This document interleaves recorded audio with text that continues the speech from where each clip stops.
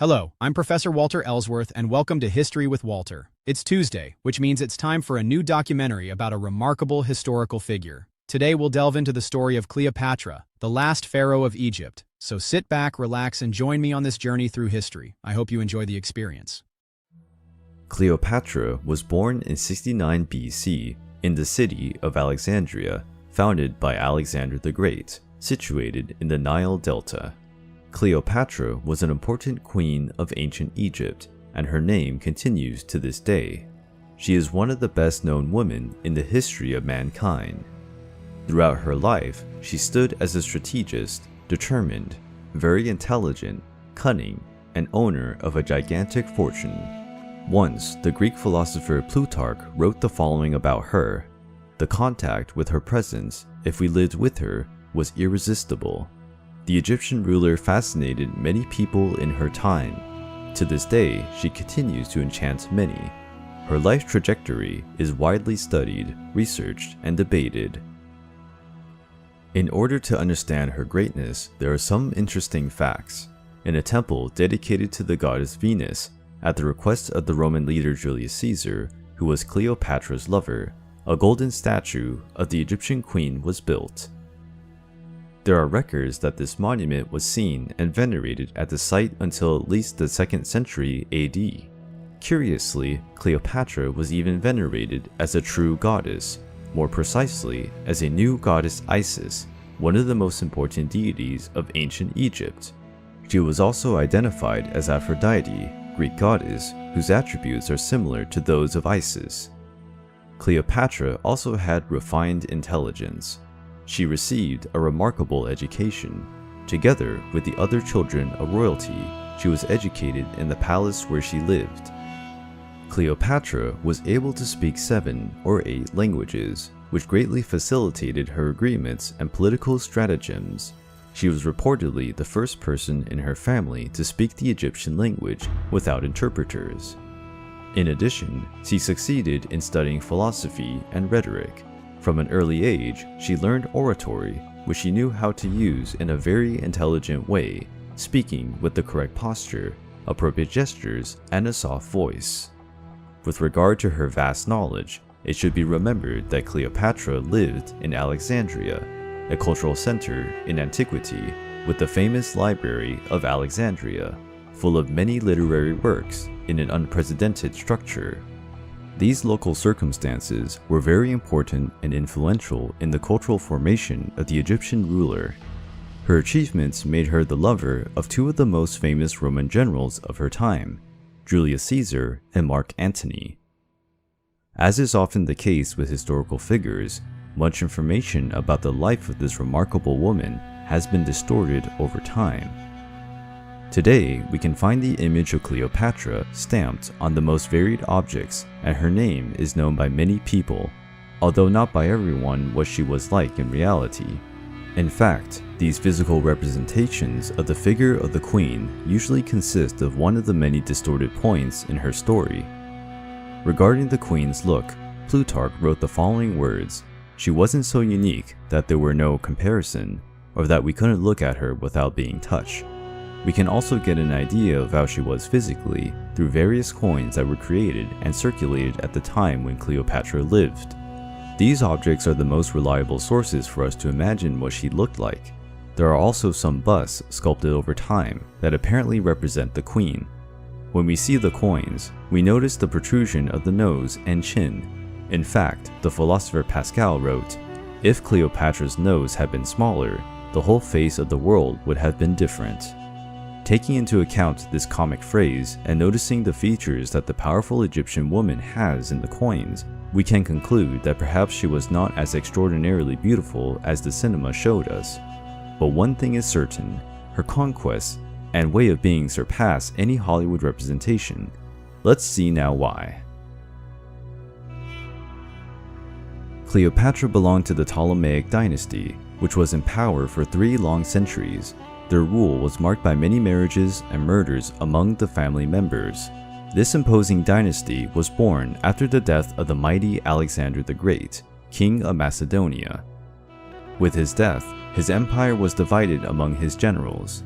An ancestor of Cleopatra, Ptolemy I Soter, was among them, who initiated the Ptolemean dynasty after starting to rule the magnificent city of Alexandria, an unparalleled cultural center of ancient Egypt.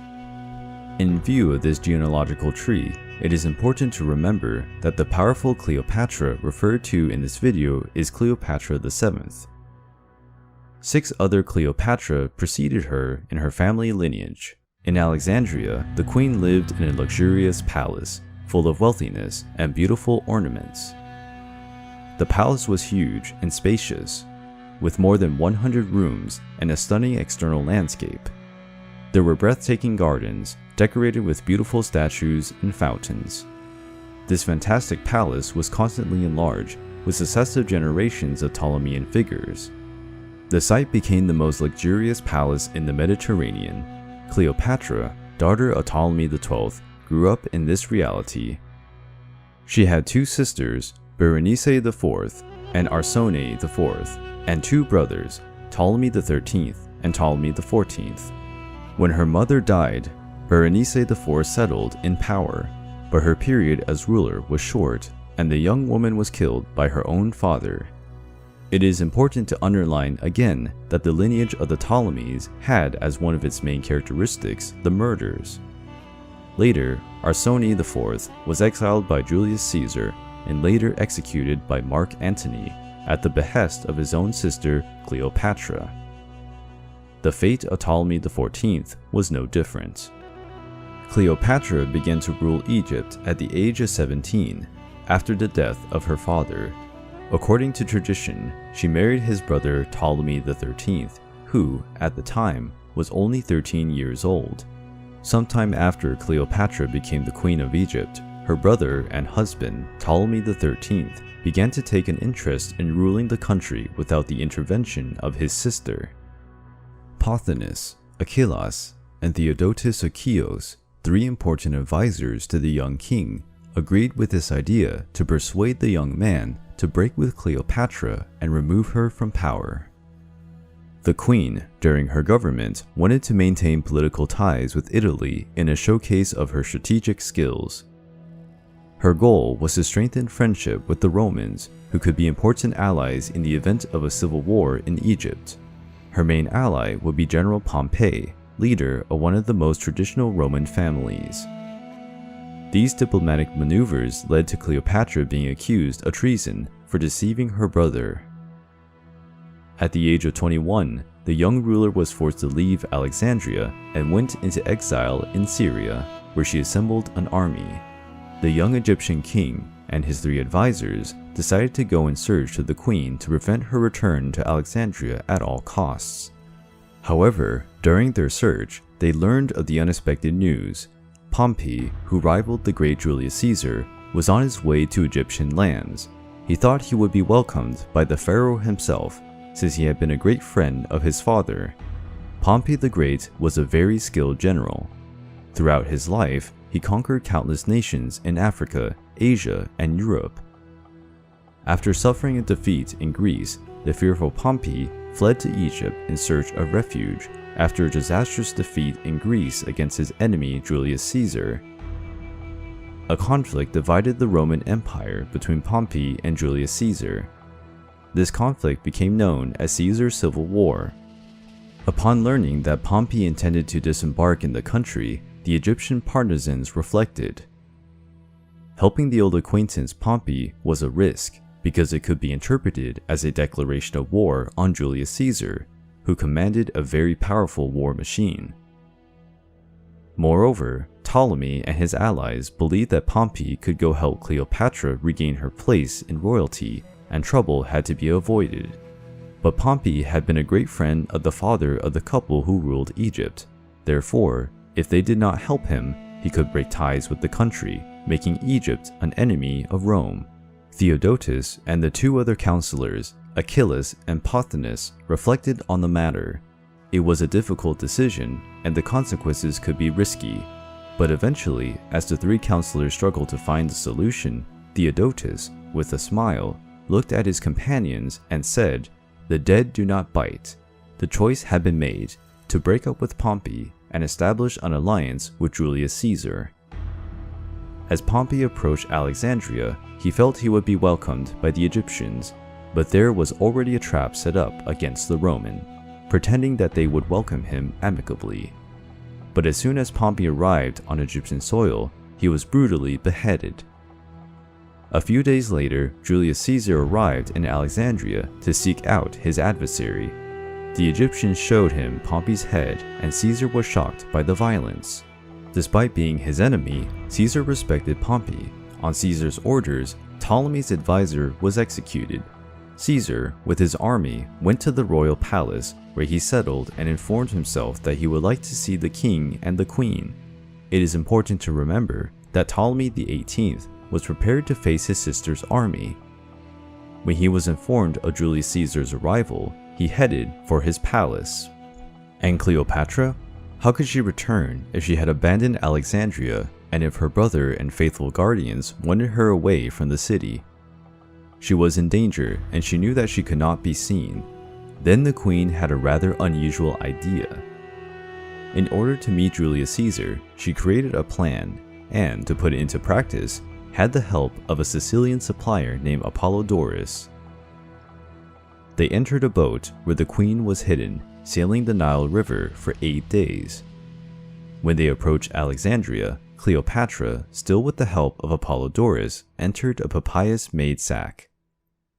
The queen's accomplice tied the big sack with a leather rope and carefully entered the palace, leaving the sack in Julius Caesar's room. We don't know exactly what the Roman's reaction was when he found Cleopatra, but the Egyptian woman conquered him immediately. With Caesar by his side, everything would be easier. The opportunity to get rid of his brother and rule according to his interests was finally within her reach. With Pompey's assassination, Julius Caesar had a very negative opinion of Ptolemy. Cleopatra used the death of his former ally to her advantage. The queen convinced Caesar that she was the right person for the throne of Egypt. The Queen of Egypt and Julius Caesar entered a loving relationship. Caesar's decision to support Cleopatra angered Ptolemy, who declared war on Julius Caesar. The Roman general was at a numerical disadvantage and took a defensive position. This event became known as the Siege of Alexandria. Caesar and his men fought hard to defend their position, waiting for reinforcements. When his allies arrived, Caesar defeated Ptolemy's army at the Battle of the Nile. The young pharaoh drowned in the river. With Julius Caesar, the queen had a son named Ptolemy Caesar, historically and popularly known as Caesarion. Caesar's support was crucial to the consolidation of Cleopatra's power in Egypt. The Roman general returned to Rome, and Cleopatra reigned over Egypt. Everything seemed to go according to plan, but a huge turnaround would eventually happen. Cleopatra had consolidated her power on the throne of Egypt, and under her administration, Egypt prospered and the city of Alexandria experienced a cultural boom financed by the queen. Cleopatra organized an expedition to Rome. In the city, she stayed at Julius Caesar's mansion. The Egyptian queen took her son Caesarion in the voyage, the fruit of her union with the Roman general. Julius Caesar was at the height of his power and, as the leader of his nation, made several political and social reforms. He also organized a triumph in his own honor. The Parade of Caesar had the presence of Arisane, Cleopatra's sister, displayed as a prisoner, symbol of Rome's victory over the Egyptians. Caesar introduced the city to the Egyptian queen, but at the time, Rome did not yet have the glory that brought it into history. It was not yet comparable to Alexandria, the capital of Ptolemaic Egypt. Caesar's relationship with the foreigner was frowned upon by the Roman elite. There were a lot of rumors and lies about the couple. Caesar was named dictator in perpetuity and had an unrivaled power. The Roman senators were left without much of their influence and feared losing their remaining power. So they conspired against Caesar's life. In 44 BC, Julius Caesar was murdered by Roman politicians in a Senate session. Chaos engulfed Rome. General Mark Antony, Caesar's right-hand man, pursued the conspirators. In a public square, he read Caesar's will, where his son with Cleopatra was not among the heirs. In his will, Caesar indicated his nephew Octavius as his successor. Rome was no longer a safe place for the Egyptian queen, and she returned to her kingdom. Meanwhile, Octavius and Mark Antony led their armies in the persecution of the men who betrayed Caesar. There was a remarkable encounter between Cleopatra and Mark Antony. In the year 41, he sent a messenger to Alexandria. Through this man, he called the queen for a meeting in Tarsus, a city located in present-day Turkey. The Egyptian queen arrived at the agreed place in a dazzling boat. The ship had a stern made of gold, its oars were made of silver, and the sails were purple. The navigation was accompanied by music. Fife, lyre, and flute were played. The queen, beautiful and ornated, was freshened up by her servants, and the boat had a wonderful smell. The entire population left their duties to follow Cleopatra's triumphal arrival. Mark Antony fell in love with her immediately. Still, in 41 BC, Cleopatra invited the mighty Mark Antony to visit Alexandria. However, after spending some time in the Egyptian city and getting involved with the queen, the Roman left and the two continued to exchange correspondence. The couple only met again after a long time, but before that reunion, something happened. In 40 BC, Cleopatra gave birth to twins, recognized by Mark Antony himself as their heirs. The children were called Helios, a Greek origin, which means sun, and Selene, which means moon. During the absence of the Roman, where he was separated from the Egyptian queen, he even resumed his relationship with his wife Fulvia in Rome, although he could not forget Cleopatra. Fulvia eventually died, which may have made things easier and made it possible for Mark Antony to finally join Cleopatra once again. But Octavius, Julius Caesar's nephew, did not want that to happen. He suggested that his sister, Octavia, should marry the Roman general. That happened, and they had 3 kids in 2 years. Mark Antony, after Caesar's death, became consul general. Later, his power was divided between him, Octavius, and Lepidus, a political association known as the Second Triumvirate. Lepidus distanced himself from political life, which led to a dispute between Octavius and Mark Antony. The power in Rome was divided between the two. Caesar's nephew ruled the west, while Mark Antony managed the eastern provinces. Although he was married, and even against Octavius's will, the romance between Mark Antony and Cleopatra was not over. They met again in the city of Antioch, where they made their union official. The romance between the two was thriving, and they both seemed in love in Alexandria. The couple had many parties and banquets where they displayed their sovereignty. However, the Roman was forced to leave Egypt after an attack by the Parthians in Syria and Asia Minor, the inhabitants of the Parthian Empire in ancient Persia. Octavius reproved this union and was frustrated by the relationship between the Roman and the mighty Egyptian. In part, this was due to his sister Octavia, who ended up rejected by Mark Antony, and also for fear of losing part of the Roman Empire to the couple. A new civil war broke out in Rome between the supporters of Mark Antony and the defenders of Octavius. The Battle of Actium happened in 31 BC in a region in Greece, where both faced each other. Cleopatra accompanied her husband as he headed towards the long battle. But when the defeat of Mark Antony was already visible, she returned to Egypt, quietly announcing a false triumph. Octavius achieved a decisive victory in the naval battle of Actium, and this victory marked the end of the Roman Republic and the beginning of the imperial period. However, his opponents eventually discovered the truth, while Cleopatra tried to maintain her position and conquer allies. She did everything she could so that together with Mark Antony, they could rise again. But he, after defeat, was no longer the same person. Octavius said he would forgive Cleopatra if she killed her lover. Ignoring the proposal, the Egyptian queen continued to try to motivate her husband while she tried to discover, together with her personal physician, a painless poison. The queen was preparing for the worst. The end of Mark Antony was tragic. While Cleopatra tried to flee from Octavius and his army, who had already arrived in Alexandria, the Roman soldier received the news that his lover had died. Desperate, he took his sword and wounded his own chest. However, the strike was not accurate and Mark Antony did not die immediately. While he was bleeding and suffering from the pain caused by the blow, he was informed that Cleopatra was still alive and managed to find the Egyptian monarch.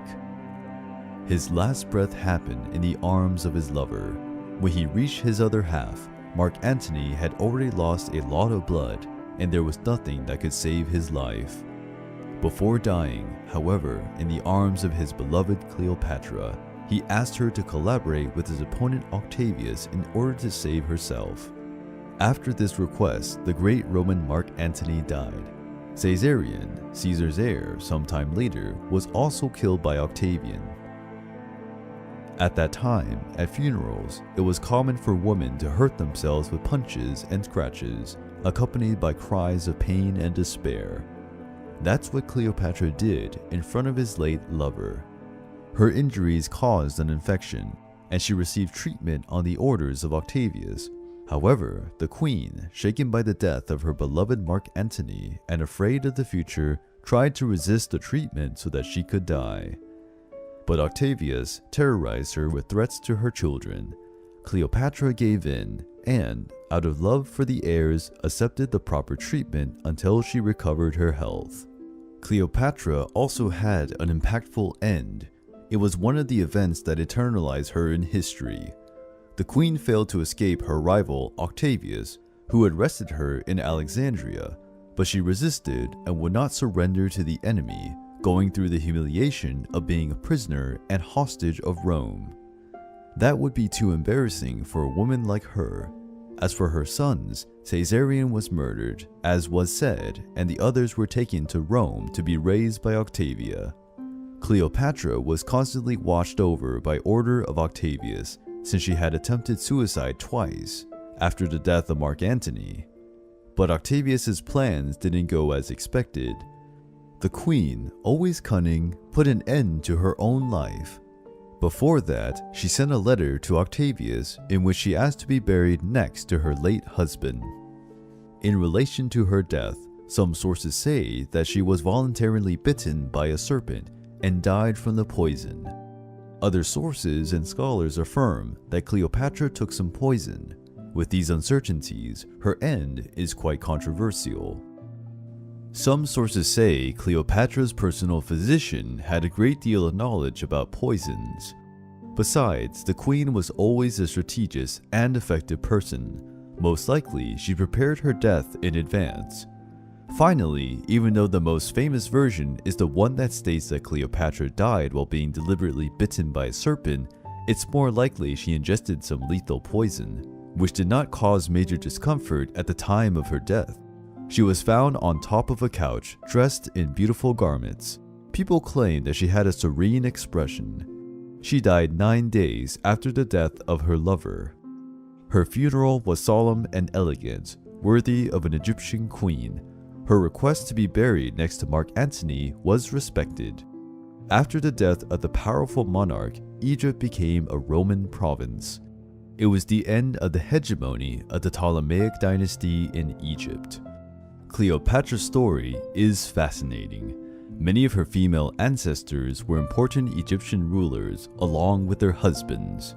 Curiously, Egyptian women at that time had more freedom than women from other civilizations. Cleopatra did not play a secondary role in this lineage of women rulers and was a renowned figure. Her life journey was particularly hectic and impressive in many ways. Firstly, the Ptolemaic lineage, which is impressive due to the number of murders among the family members themselves. This habit, indeed, was inherited by Cleopatra. But regardless of these murders, the Ptolemaic government was very important to Egypt, and Cleopatra had major responsibilities and had to make important decisions throughout her life as ruler of Egypt. She had admirers and rivals. She was skillful, proactive, and extremely influential. She was a rare, special, quite determined woman. She always had strategies to achieve all her goals. Cleopatra marveled everyone because of her great knowledge and also because of her differentiated intelligence. The profile of the Egyptian queen, with all these qualities, allow her to conquer two of the most legendary characters in our history, the powerful Julius Caesar and Mark Antony. And, as time went by, Cleopatra's figure was often misrepresented, and the Egyptian woman was seen with prejudice. At times, it seems that her entire life path and conquest boiled down to having seduced these two Romans. But this view of the queen's life is simplistic, since she has had great political achievements. In any case, the legendary Egyptian queen has become a source of inspiration for some of the greatest artists in history. Among them, the painter Michelangelo, William Shakespeare.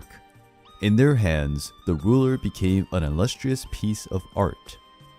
As we learn more about her story, we realize it's not by chance that Cleopatra has fascinated so many people in her time and continues to captivate so many others in this day and age.